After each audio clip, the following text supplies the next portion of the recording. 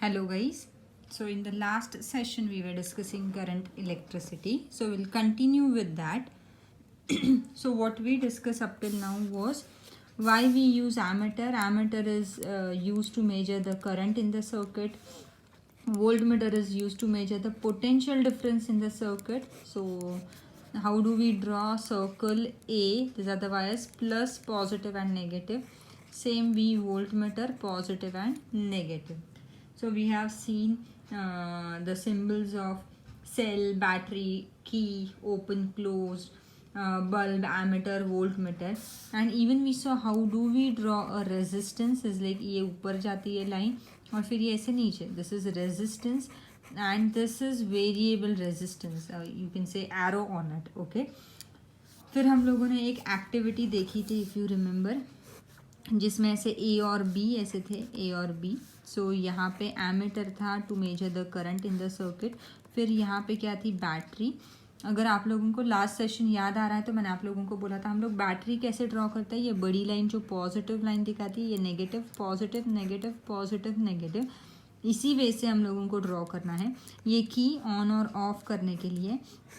अब अगर आप देख सकते हो तो की के बीच में ऐसे सर्कुलर हम लोगों ने एक बड़ा सा डॉट बनाया है. दैट मीन्स ये बटन ऑन है और करंट फ्लो होगा. So current positive to negative जाएगा, लेकिन करंट यहाँ तक ही जाएगा, वो करंट आगे नहीं जा पाएगा क्योंकि यहाँ पे बीच में कुछ नहीं है.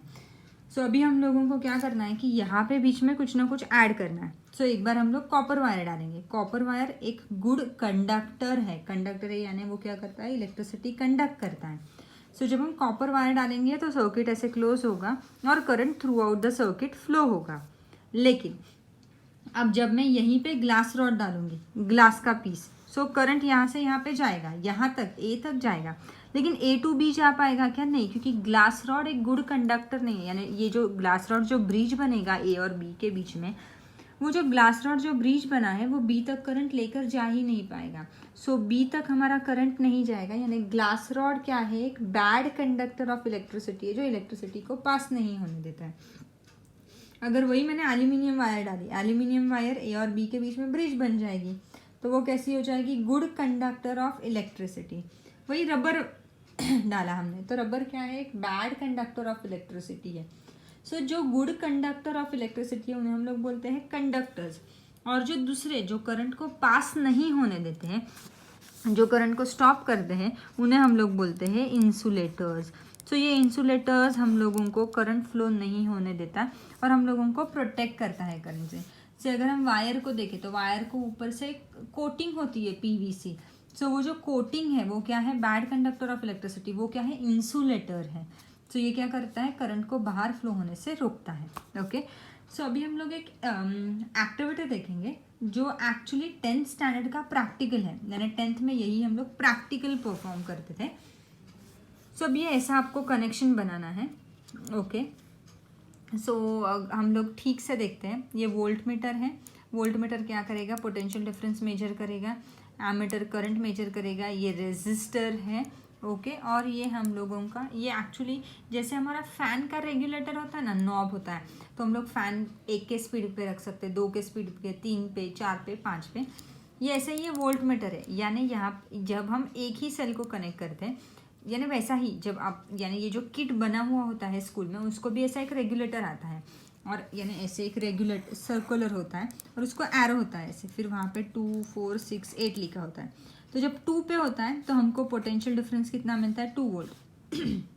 जब हम घुमा देंगे इसको, सो यहाँ पे अगर वो एरो करेगा तो पोटेंशियल डिफरेंस कितना हुआ, 4, यहाँ पे 6, यहाँ पे कितना हुआ, 8. तो वही उन्होंने पिक्टोरियल रिप्रेजेंटेशन ऐसा बताया है फिगर में. सो हम लोग पहले क्या करेंगे, एक पोटेंशियल डिफरेंस के साथ लेंगे, फिर हम लोग यहाँ से वायर निकालेंगे, हम लोग 2 पोटेंशियल डिफरेंस यानी बढ़ा देंगे potential difference across the circuit, फिर 3 और फिर 4. ये ऐसा हम लोगों को नोटिस करना है.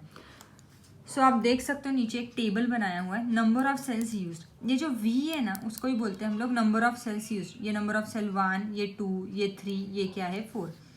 तो जब नंबर ऑफ सेल एक है, एक ही सेल लगाया है, तब हमको देखना है कि हमारे सर्किट में करंट कितना फ्लो होता है. ओके. सो जो करंट मिलता है वो हमेशा मिली एमीटर में मिलता है. यानी जो एमीटर होता है वो प्रॉपर नहीं, ये हमेशा किस में देता है, मिली एमीटर में वैल्यूज देता है. सो उसको इंटू 10⁻³ करना पड़ता है. So milliammeter to ammeter into 10⁻³ हो जाएगा। पोटेंशियल डिफरेंस आप कितना है सर्किट में वो, फिर हम लोगों को आर निकालना है। आर कैसे निकालेंगे हम लोग, वी अपॉन आई, यानी हमने कितना number of cells use upon हमारा कितना आई, तो वो हम लोगों को रेजिस्टेंस इन ओम्स देगा। ओके, हम लोगों को रेजिस्टेंस देगा। सो इनिशियली हम लोगों का से नंबर ऑफ सेल्स यूज्ड 1, तो हमको कुछ तो मिली एमीटर में वैल्यू मिलेगी, तो उसे हम लोग एम्पियर में कन्वर्ट करेंगे, यानी इंटू 10⁻³ क्या हो जाएगा -3, यानी से अगर मिला हम लोगों को 3 एम्पियर, सो 3 मिली एम्पियर, सो 3 इंटू 10⁻³ ऐसा हो जाएगा। नंबर ऑफ सेल्स है 1 और यहाँ पे आया 3, सो ये हो जाएगा 3 इंटू 10⁻³ पोटेंशियल डिफरेंस जो भी आया होगा। So V upon I is equal to हम लोग क्या निकालेंगे, R। बाद में हम लोग नंबर ऑफ सेल्स बढ़ा देंगे, सो हम लोगों का I क्या होगा, I इंक्रीज होगा। हाँ, सो नंबर ऑफ सेल्स बढ़ाया क्योंकि V और I दोनों डायरेक्टली प्रोपोर्शनल है। अगर आपको याद है ओम्स लॉ क्या बोलता है, V is directly proportional to I, यानी अगर मैंने V बढ़ाया तो I भी क्या होने वाला है, इंक्रीज होने वाला है। ओके, सो अल्टीमेट R। अब आप जब ऐसे ये एक्सपेरिमेंट परफॉर्म करोगे और लास्ट में आप नोटिस करोगे कि R के वैल्यूज़ क्या है, सेम है, थ्रू आउट क्या है, सेम है।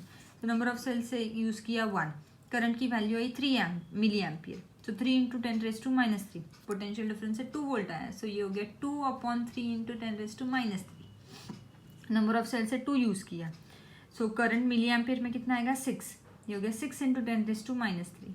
सो पोटेंशियल डिफरेंस 2 था, तो अब वो कितना हो जाएगा 4, सो ये हो जाएगा 4 अपॉन 6 इंटू 10⁻³। सो आप अल्टीमेट देखोगे आपका फाइनल आंसर जो आने वाला है आर, वो 2 अपॉन 3 इंटू 10⁻³ इसी फॉर्मेट में आने वाला है। ओके, सो वो जो आर है वो क्या है, कांस्टेंट।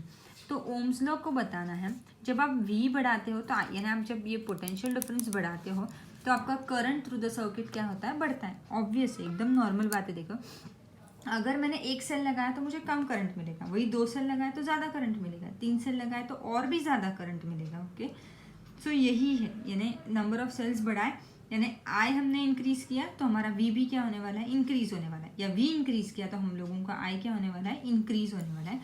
यही इस एक्सपेरिमेंट से क्या होता है, प्रूव होता है। बस आप लोग जब ये स्कूल में परफॉर्म करोगे तो आप इसमें वैल्यूज़ लोगे, यानी आप रीडिंग्स लोगे कि ये कितना रीडिंग दिखा रहा है, ये क्या कर रहा है, ऐसा। मैंने रैंडम वैल्यूज़ लिए, ये जो 1, 3 इंटू 10⁻³ है, ये मैंने ऐसे ही मन से वैल्यूज़ ले लिए जो आपको बताएंगे कि एक सिर्फ एक हम लोग बोलते हैं ना, आप लोगों को बताने के लिए मैंने रैंडम वैल्यूज़ लिए। ओके, बट जब आप ऐसे रैंडम वैल्यूज़ लोगे और देखोगे तो भी मैंने जब रैंडम वैल्यूज़ लिए तो भी मेरा भी आंसर आर के लिए थ्रू आउट क्या था, कांस्टेंट था। ओके, सो ये हो गया एक्सपेरिमेंटल प्रूफ, या एक्सपेरिमेंट जो प्रूव करता है कि V is directly proportional to I, या जो वेरीफाई करता है ओम्स लॉ को। ओके, सो अभी हम लोग कुछ देखते हैं। हम लोगों ने अब तक कितने फॉर्मूलाज देखे, यानी हम लेसन के यहाँ तक हम लोगों ने कितने फॉर्मूलाज देखे। सबसे फर्स्ट हम लोगों ने देखा V is equal to W upon Q, potential difference यानी कितना वर्क डन किया है चार्ज लेकर जाने में एक पॉइंट से दूसरे पॉइंट में। सेकेंड था I is equal to Q upon T। Third था Ohm's law, V is equal to IR। Fourth था रेजिस्टिविटी वाला, R is equal to rho L upon A. R is resistivity, rho R is resistance, rho is resistivity, L is length, A is area of cross section. So हम इन 4 पे हम लोग numerical solve करेंगे। Okay, मैंने आप लोगों को पहले ही बताया न्यूमेरिकल का पैटर्न क्या होगा, given to find formula solution, और लास्ट में हम लोगों का वो स्टेटमेंट मेंशन करना ही है। जब हम ऐसा लिख देते हैं और हम एक पैटर्न फॉलो करते हैं तो हमको डेफिनेटली, मैंने अगर आपका सब कुछ करेक्ट है तो आपको 2 on 2 मिलने ही वाले हैं। हम लोग बोलते हैं ना कि मार्क्स कहीं पे जाने की गुंजाइश ही नहीं है। सो वो अभी से हम लोगों को एक हैबिट डालनी कि हम लोगों को वही पैटर्न फॉलो करना है, given to find formula solution, और लास्ट में वो स्टेटमेंट जो बताता है ना कि हमारा करंट इतना आया या हमारा रेजिस्टेंस इतना आया, वैसे। ओके, सो न्यूमेरिकल लेते हैं। The resistance of the filament of a light bulb is 1000 resistance.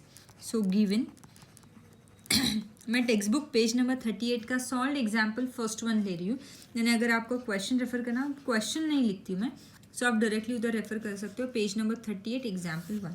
So given R उन्होंने हम लोगों को दिया है 1000 ohm. The statement is the resistance of the filament of a light bulb is 1000 ohm. If the bulb is fed यानी feeding, यानी current मिल रहा है उसको, जो सप्लाई है वो करंट का कितना है by a current from a source of potential difference 230 volt. So उन्होंने जो दिया है वो हम लोगों को V कितना दिया है 230 volt. Okay, how much current will flow through it. So to find how much यानी टू फाइंड हम लोगों को क्या करना है करंट का क्या हो गया I. So how much current will flow यानी हम लोगों को I ढूंढना है. सो इन तीनों को एसोसिएट करने वाला हमारे पास फॉर्मूला जो है वो V is equal to IR formula. So solution V is equal to IR, but हमको I ढूंढना है. So V upon R is equal to क्या हो जाएगा I. सो V है 230 अपॉन क्या हो जाएगा 1000 is equal to I. Zero गया, नीचे दो जीरोज है. So 0.23 ampere is equal to I. So हम लोग लास्ट में लिखेंगे. उन्होंने क्या पूछा how much current will flow through it. So हम लोग लिखेंगे 0.23 ampere current will flow through the क्या है bulb. Okay, so 0.23 ampere current will flow through the क्या है बल्ब. वो स्टेटमेंट लास्ट में लिखना है. तो हम लोग लिखेंगे therefore 0.23 ampere current will flow through the circuit या filament of the bulb. Okay, so hope ये आप लोगों को समझ में आया. नो नेक्स्ट सॉल्व एग्जाम्पल 2 नहीं लेंगे अभी हम लोग 2 वाला थोड़ा डिफिकल्ट है. 3 वाला a current of 0.24 ampere.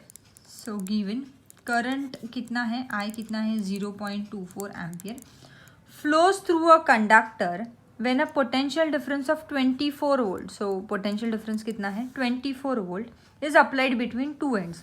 What is the resistance. So to find क्या आ जाएगा resistance that is R. So formula इन तीनों को एसोसिएट करने वाला V is equal to IR. Solution हम लोगों को R ढूंढना है. V upon I is equal to R. V कितना है 24 upon 0.24 is equal to R. Decimal के बाद 2 डिजिट है, निकालने के लिए multiply by 100. 2400 upon 24 is equal to R. 24 one सा ये आ गया 100. सो 100 ohm is equal to R. सो हम लोग लिखेंगे उनका क्वेश्चन क्या था what is the resistance. So the resistance of the conductor is कितना हमारा आंसर आया है 100 ohm. So the resistance of the conductor is 100 ohm. Okay, समझ में आया हम लोग क्या कर रहे हैं. हमने अभी तक जो फॉर्मूलाज देखे उसी के ऊपर हम लोग न्यूमेरिकल सॉल्व कर रहे हैं. Okay, next fourth one. Third one थोड़ा सा मैं बाद में लूँगी क्योंकि उसमें कन्वर्जन फैक्टर्स आ जाते हैं. Okay, so fourth one determine the current यानी हम लोगों को टू फाइंड में क्या आएगा करंट आएगा. Okay, determine the current that will flow when a potential difference of 33 volt. So potential difference of 33 volt is applied between two ends of a appliance having resistance of 110 ohm. So resistance is 110 ohm. इस case में हम लोगों को क्या ढूंढना है I. Question is not over yet. If the same current is to flow, यानी ये हमारा केस हो गया 1. अब वो क्या बोल रहे हैं यही करंट नेक्स्ट वाले इसमें फ्लो करेंगे. यानी एक सर्किट है उसमें से कुछ तो करंट हम लोगों को निकाल पता लगाना है कि कितना करंट फ्लो होगा. वही करंट वो नेक्स्ट सर्किट में पास करेंगे. So if the same current is to flow through an appliance having resistance, यानी यही करंट वो दूसरे में पास करेंगे जिसका रेजिस्टेंस कितना है 500 ओम. और इसका पता लगाना है how much potential difference is to be applied. और इस केस में हम लोगों को पोटेंशियल डिफरेंस ढूंढना है. देखो मैं एक्सप्लेन करती हूँ. वो बता रहे कि पहला एक अप्लायंस है इलेक्ट्रिक सर्किट है जिसमें पोटेंशियल डिफरेंस 33 वोल्ट है और रेजिस्टेंस 110 ओम है. इसमें हम लोगों को I ढूंढना है और नेक्स्ट इसमें यही I आपको यूज़ करना है. यानी आपको यहाँ पे जो I मिला है वो I R उन्होंने 500 दिया है और हम लोगों को क्या ढूंढना है V. सो बहुत सिंपल हम लोग फर्स्ट केस में I ढूंढ लेंगे. ये V ओम्स लॉ के फॉर्मूला से हम लोगों को जो I मिला है वो हम लोग यहाँ पे क्या करेंगे यूज़ करेंगे. Okay, so V is equal to IR. ये हम लोगों का बेसिक फॉर्मूला है. तो V upon R is equal to क्या हो जाएगा I. तो V कितना है अपना 33 upon 110 is equal to I. So 11 one ज़ा 11 3 ज़ा. सो 3 अपॉन 10 यानी कितना आ जाएगा 0.3 एम्पियर. सो हमारे फर्स्ट केस का आंसर कितना है 0.3 एम्पियर. ये हम लोग नेक्स्ट इसमें यूज़ करेंगे यानी केस 2 में.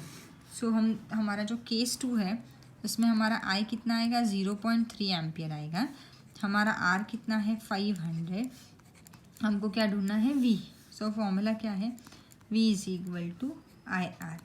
सो 0.3 इंटू क्या हो जाएगा 500, यानी आंसर आएगा 150 वोल्ट। सो पोटेंशियल डिफरेंस कितना हो जाएगा हमारा 150 वोल्ट। हम लोग स्टेटमेंट लिख देंगे यहाँ पे। इसके बाद current flowing through the electric appliance is 0.3 ampere और करंट फ्लोइंग सॉरी यहाँ पे करंट नहीं, क्या potential difference is 150 volt. Okay guys, so next session में हम लोग थोड़े से डिफ़िकल्ट वाले न्यूमेरिकल सॉल्व करेंगे, जिसमें क्या होगा कन्वर्जन होगा, और हम लोग कुछ इंपॉर्टेंट चीज़ें resistance in series and resistance in parallel वाला डिस्कस करेंगे। Okay, so as of now will stop here. Bye guys, take care.